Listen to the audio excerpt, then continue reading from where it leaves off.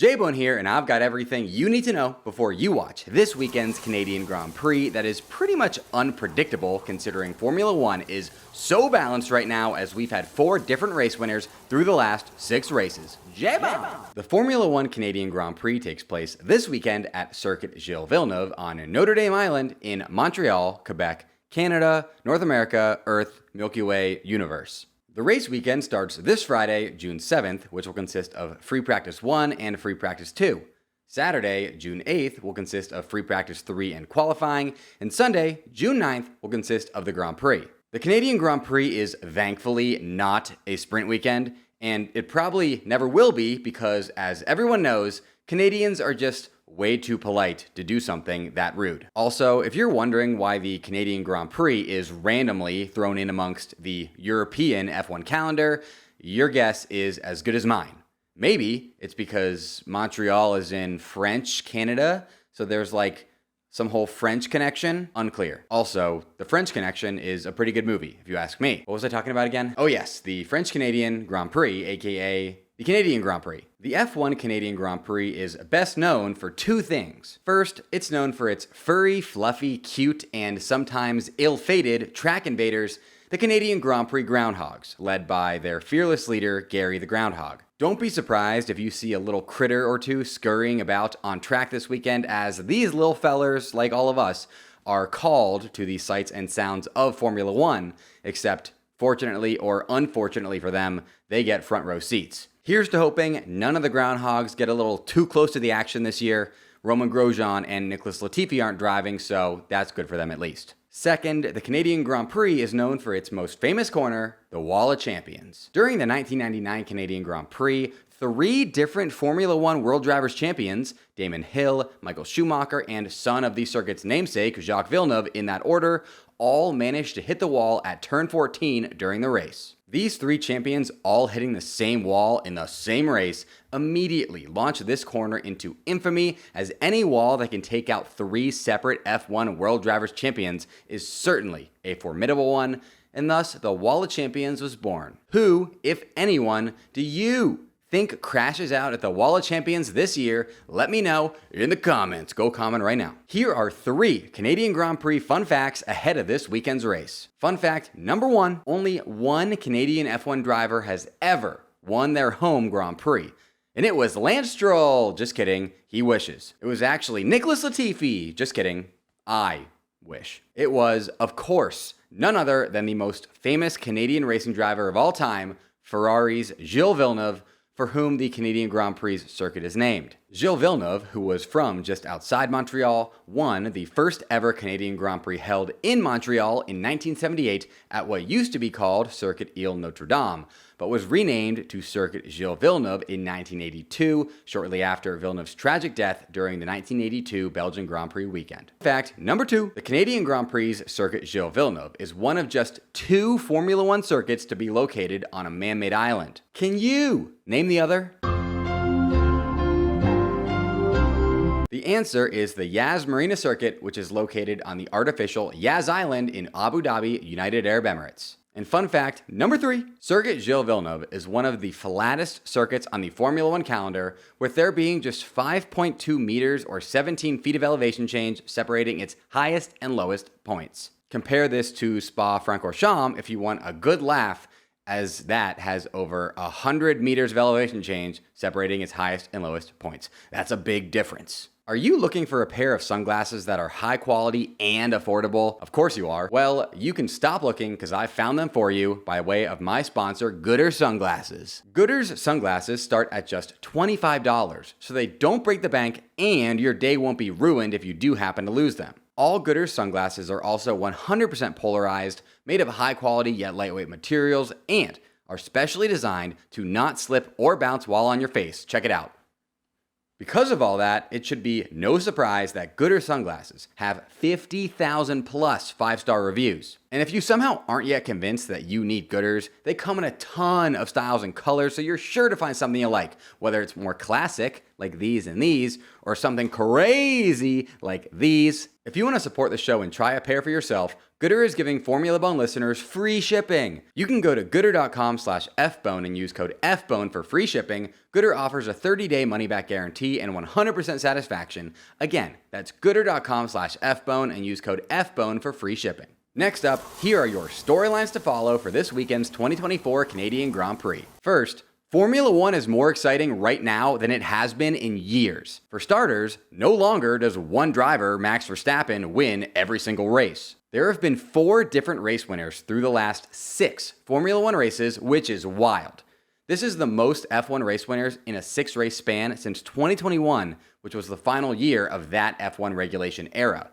With the current F1 regulation era not ending until the end of next season, just imagine how crazy things could get from now through 2025. Additionally, 4 different race winners through the last 6 races is the exact same streak that IndyCar currently has going right now, which is super impressive for Formula One, considering IndyCar is seen as a series that features a wide array of race winners. For some reason, it's not getting a ton of publicity right now, but Red Bull Racing could easily lose their spot atop the World Constructors' Championship standings for the first time since 2022 in Canada this weekend. Ferrari currently trail Red Bull by just 24 points headed into Montreal, and considering Ferrari outscored Red Bull by 32 points at the last race in Monaco, it is very possible that Ferrari are leading Formula One's team championship after this weekend. As far as the World Drivers' Championship goes, Max Verstappen currently has a lead of 31 points over Charles Leclerc, which means he'll still be leading after Canada no matter what, as 26 points is the max that can be scored during a non-sprint weekend. But if that lead gets cut into this weekend, Max could be vulnerable to an overtake as early as the following race weekend in Spain. This is truly an incredible time to be watching Formula One, and I am glad you're joining me for this insane ride that we're about to be taking on. Speaking of which, if you like what you're watching, be sure to toss me a subscription and leave a like on this video. I'm trying to get 1,500 likes right here on YouTube so that YouTube thinks I'm cool. J-Bomb! Second, if I told you that the son of a Canadian billionaire would be suiting up and racing in the highest level of motorsport in the world in front of 100,000 Canadian fans solely because his billionaire dad owns the team, you'd think that was a really bad screenplay that I just came up with. Except it's not. It is the actual story of what is about to happen at the Formula One Canadian Grand Prix this weekend. Yes, Canadian billionaire Lawrence Stroll owns Aston Martin F1 team and employs his son, Lance Stroll, as one of the team's 2 drivers in what seems like a scenario straight out of a Chris Farley movie, and Lance Stroll will be racing in front of his home crowd at the F1 Canadian Grand Prix this weekend. Lance Stroll is a pretty complicated driver to judge. On the one hand, he's experienced and accomplished more in his F1 career than most drivers do in their F1 careers, having 3 podiums and a pole position to his name through 151 race starts over the course of 8 F1 seasons. On the other hand, if you ask most F1 fans and pundits alike if Lance Stroll would still be in Formula One on talent alone if his dad didn't own the team he was on for the past 6 seasons and counting, the answer would be a resounding no. And for the Australian fans and pundits, it would be nar. Lance's head-to-head battles with his teammates have been not in his favor over the years. I know he was injured last year, but Fernando Alonso just absolutely Walmarted him. And Lance just does not seem to be on an upward trajectory, unlike the numerous drivers waiting in the wings for an F1 seat. Lance is certainly more than just a paid driver, as he has achieved some impressive results in his day. But that day is in the past now, and I think it's time his seat goes to a driver with more to bring to the table than a family lineage and a dad who owns the team. That being said, I of course do want to see Lance win the Canadian Grand Prix on Sunday because, any time a home driver wins a home race, it's just absolute scenes. Case in point, Charles Leclerc's win in Monaco 2 weekends ago.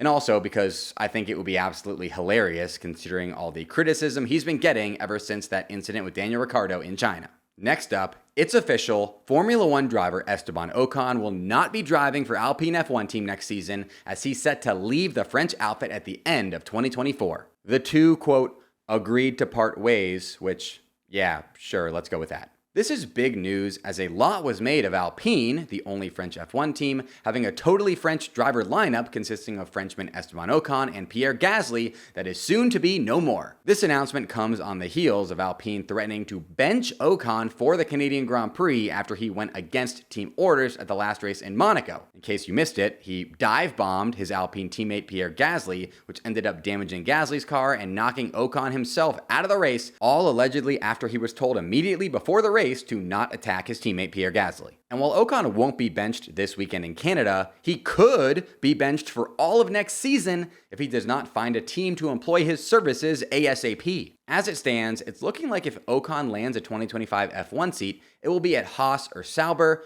both of whom he's said to be in talks with already. But there's an outside chance he could land at Mercedes given his close relationship with Toto Wolff, or even Williams if their first choices of Bottas and Sainz fall through. It will be super interesting to follow Ocon all weekend long in Canada and for the remainder of the season as we watch Esty Bestie try his best to impress a team into signing him for 2025 and beyond. Where do you think Esteban Ocon lands next season? Let me, J-Bone, know in the comments. Go comment right now. Do it. Go comment. Leave a comment. I want to know. Additionally, different people will never, ever forget the Canadian Grand Prix for different reasons. Former F1 driver Robert Kubica will never forget it because it was the site of his terrible crash one year that set him up for a redemptive win there just 1 year later. Lewis Hamilton and Daniel Ricciardo will never forget it because it played host to their first wins in Formula One. And I, J-Bone, will never forget the Canadian Grand Prix because it was where I won my first ever sim race, holding off a talented field of 50% AI competitors all the way past the checkered flag for the P1 result. Take a look. Lewis? J-Bone! J-Bone! J-Bone! J-Bone! J-Bone! J-Bone! Pit stains! Pit stains! J-Bone! Driver of the day! J-Bone! Wayne Gang in chat! J-Bone in chat! You know what time it is!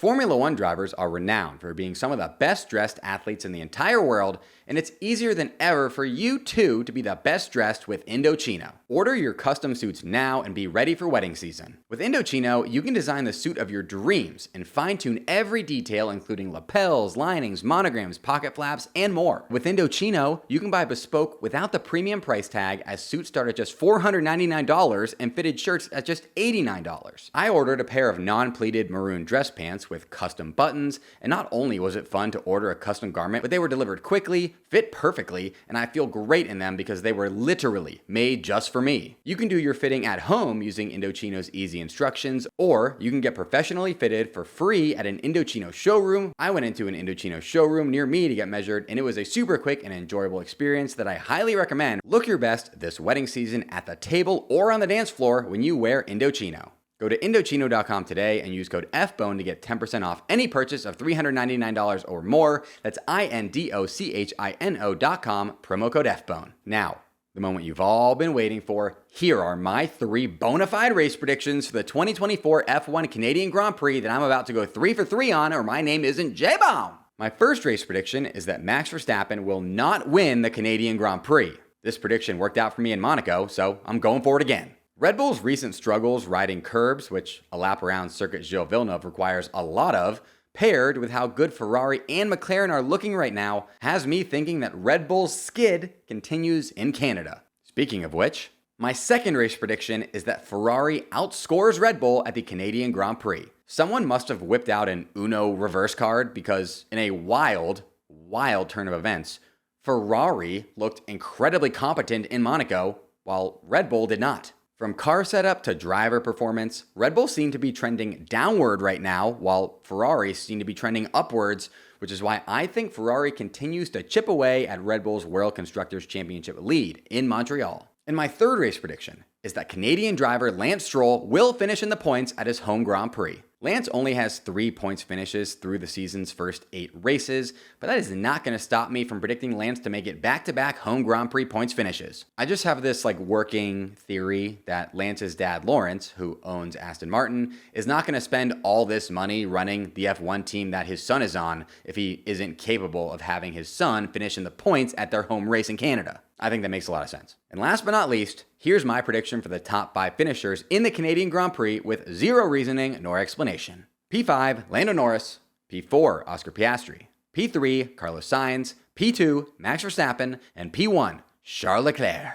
Special shout out to my top YouTube channel members, Joe Max's No One Hater Snow, Brian Linton, Wolf Loves Racing, Waffleophagus, and David Hake. Mash that join button just below this video to get your name shouted out right here in future videos. Until next time, folks, J-Bomb! J-Bomb!